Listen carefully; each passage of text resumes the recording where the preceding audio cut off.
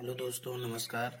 देखिए, आज हम इस लेक्चर में आपको बताने जा रहे हैं कि केमिकल प्रॉपर्टी जो सोडियम बाइसल्फाइड का योग था एल्डिहाइड एवं कीटोनों में।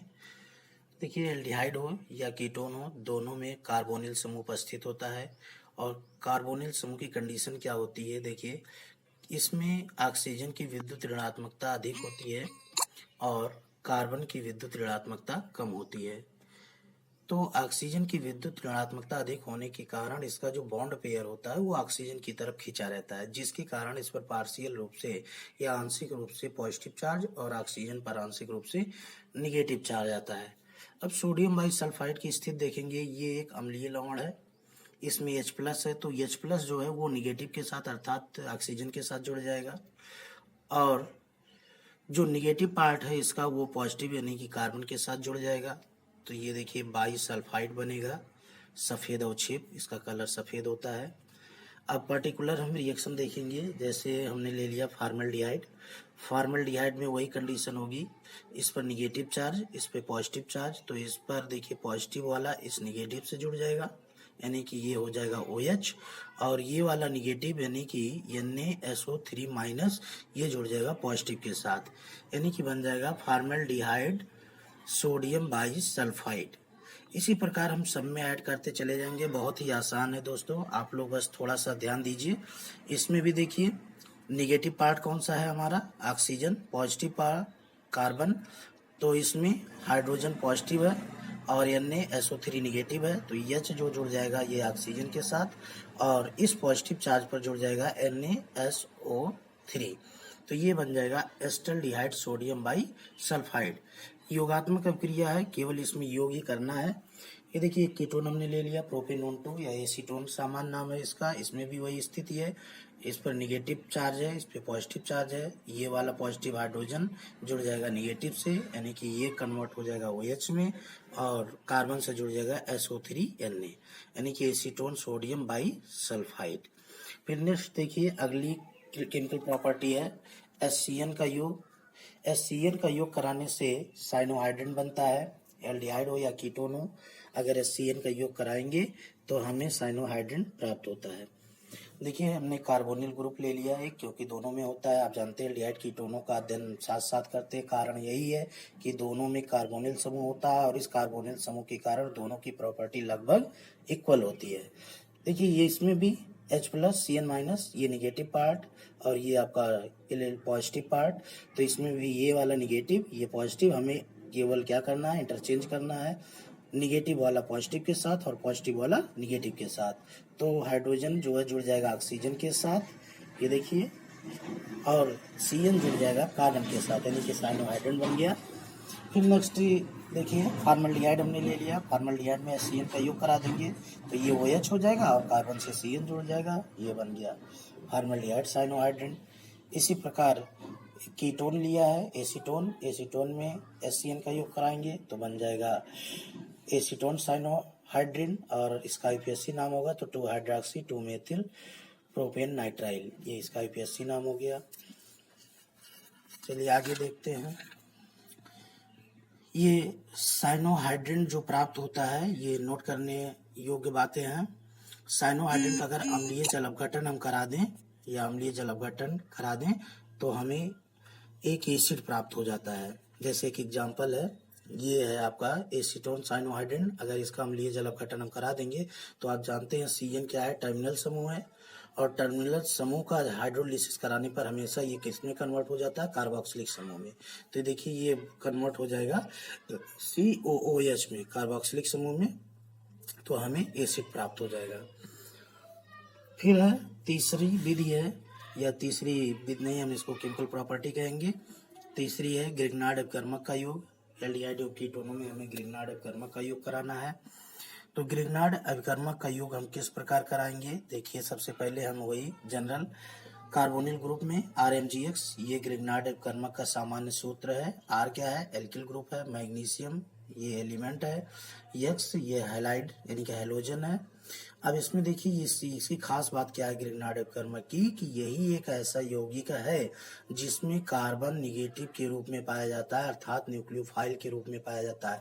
बाकी जितने भी कंपाउंड्स होते हैं कार्बन के, सब में कार्बन जो है इलेक्ट्रोफाइल के रूप में पाया जाता है, अर्थात कार्बन पर धनात्मक चार्ज होता है। लेकिन यही एक ऐसा कंपाउंड है जिसमें कार्बन निगेटिव के रूप में पाया जाता है, अर्थात इसकी कई विशेषताएं भी हैं। ये जहां भी जिस यौगिक से भी जुड़ता है या जिस कार्बन से भी जुड़ता है उसकी 1 डिग्री बढ़ा देता है और उस कार्बन की ऑक्सीडेशन नंबर 1 घटा देता है। तो चलिए देखते हैं इसमें क्या हो रहा है। कि ये आपका कार्बोनिल समूह है, हमें वही काम करना है। देखिए ये जो है बॉन्ड पेयर इधर खींचेगा तो इस पर पॉजिटिव चार्ज आएगा और इस पर निगेटिव चार्ज आएगा। तो हमें करना क्या है, देखिए इस पॉजिटिव के साथ इस निगेटिव को जोड़ देना है, इस निगेटिव के साथ इस पॉजिटिव को जोड़ देना है। तो जोड़ने के बाद हमें एक इंटरमीडिएट कंपाउंड मिलेगा जो कि बहुत ही अस्थायी होगा। फिर इसका जल अपघटन कराएंगे तो हमें एक एल्कोहल प्राप्त हो जाएगा। देखिए इस कार्बन की डिग्री 1 बढ़ गई। यहाँ पर कार्बन जो है डबल बॉन्ड से था, ऑक्सीडेशन नंबर भी देखिए यहाँ +2 था, यहाँ घट गई, +1 हो गया। अब देखिए फार्मल्डिहाइड हम ले लेते हैं। फार्मल्डिहाइड का ग्रिग्नार्ड कर्मक से क्रिया कराते हैं, जल अपघटन कराते हैं तो बनता है एथिल अल्कोहल। इसी प्रकार एस्टल्डिहाइड लेंगे तो एस्टल्डिहाइड की भी 1 डिग्री बढ़ जाएगी, सेकेंडरी अल्कोहल बन जाएगा। ये देखिए सेकेंडरी अल्कोहल। और अगर कीटोन ले लेंगे तो तृतीयक अल्कोहल बना देगा। इसकी भी देखिए एक कार्बन यहाँ से जुड़ जाएगा तो इसकी डिग्री 1 बढ़ जाएगी और तृतीयक अल्कोहल हमें प्राप्त होगा। ये सब एल्डिहाइड और कीटोनों की जितनी भी अपक्रियाएं हैं, योगात्मक अपक्रियाएं, बहुत ही ईजी हैं। अब देखिए GNH2 प्रकार के यौगिकों से क्रिया। GNH2 जी क्या है, जी में हम कोई भी फंक्शनल ग्रुप ले सकते हैं, कोई भी, जैसे NH2 ले सकते हैं, OH ले सकते हैं, फेनिल समूह ले सकते हैं। तो यानी कि NH2 सब में कॉमन होगा, जी का मान बदलता रहेगा। तो इस प्रकार के यौगिक जैसे है GNH2 प्रकार के यौगिकों जैसे हाइड्रोक्सिलेमीन है, ये हाइड्रोजीन है NH2NH2, ये है फेनिल हाइड्रोजीन है C6H5NH2 फेनिल हाइड्रोजीन। ये सब GNH2 प्रकार के यौगिक हैं। इनसे देखिए क्रिया करेगा तो सब में सबकी क्रिया एक जैसी होती है और उसी के संगत लवण प्राप्त होता है हमें। सब में H2O जो है रिमूव हो जाएगा। देखिए कॉमन रिएक्शन है, जैसे कार्बोनिल समूह हमने लिया एल्डिहाइड कीटोन का और उस GNH2 लिया तो इसमें जो H2 है और इसका ऑक्सीजन दोनों निकल गए H2O के रूप में और हमें जो प्राप्त हुआ वो एक साल्ट प्राप्त हो जाता है और H2O बाहर हो जाता है। देखिए ये स्पेसिफिक रिएक्शंस है, जैसे हमने ले लिया एस्टल्डिहाइड, यहाँ पर H2O निकल गया और बन गया एस्टल्डिऑक्सिम लवण, एल्डॉक्सिम लवण बन गया।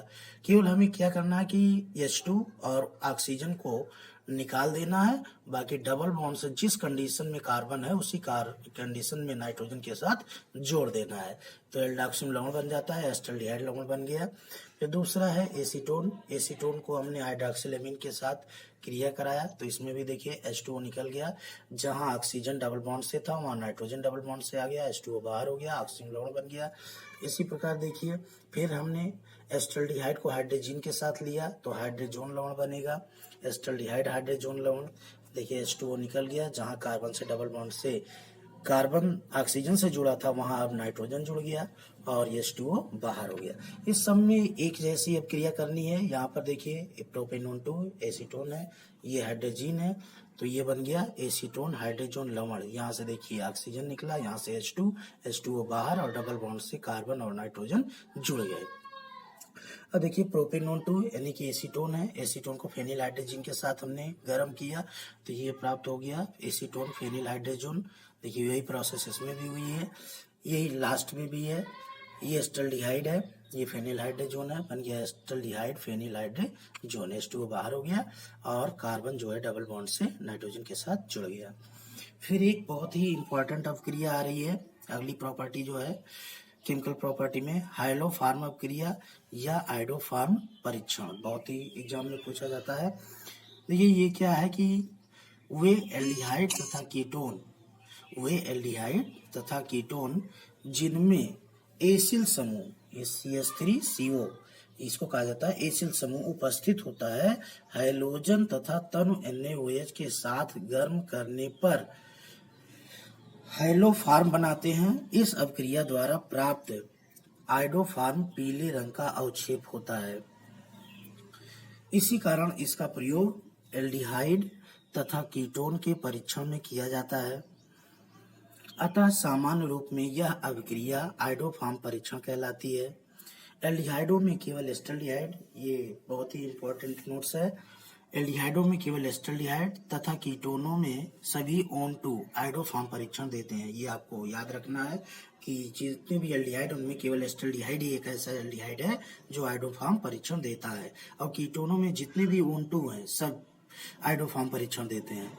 चलिए देखते हैं, ये एस्टल्डिहाइड ले लेते हैं क्योंकि एस्टल्डिहाइड ही देता है एल्डिहाइड में। आयोडीन ले लिया तो सबसे पहले आयोडल बनेगा, आयोडल और 3HI। फिर इस आयोडल को हम NaOH के साथ गर्म करेंगे तो आयोडोफार्म बनेगा और सोडियम फॉर्मेट बनेगा। देखिए, फिर 3HI को NaOH के साथ हम गर्म कर देंगे तो NaI और 3H2O बनेगा। ओवरऑल रिएक्शन अगर हम सबको जोड़ लें या एक ही बार में लिखना चाहें तो देखिए एक बार में ही हम बना सकते हैं। एस्टल्डिहाइड ले लेंगे, आयोडीन, NaOH, इन तीनों का मिश्रण होगा और गर्म करेंगे तो आयोडोफार्म का पीला अवक्षेप बनेगा। 3NaI, sodium iodide, sodium format और H2O। इसी को कहते हैं हैलोफार्म परीक्षण। ये बहुत ही इंपॉर्टेंट अभिक्रिया है, इसको आपको याद रखना है। फिर देखिए सेकंड है कीटोनों में हमने बताया कि सभी ऑन-टू, जैसे एसीटोन ले रहे हैं, एसीटोन को आयोडीन के साथ NaOH के साथ गर्म करेंगे और हमें आयोडोफार्म बनेगा 3NaI, sodium acetate plus 3H2O। ये है आपका। फिर नेक्स्ट है एल्डोल कंडेंसेशन।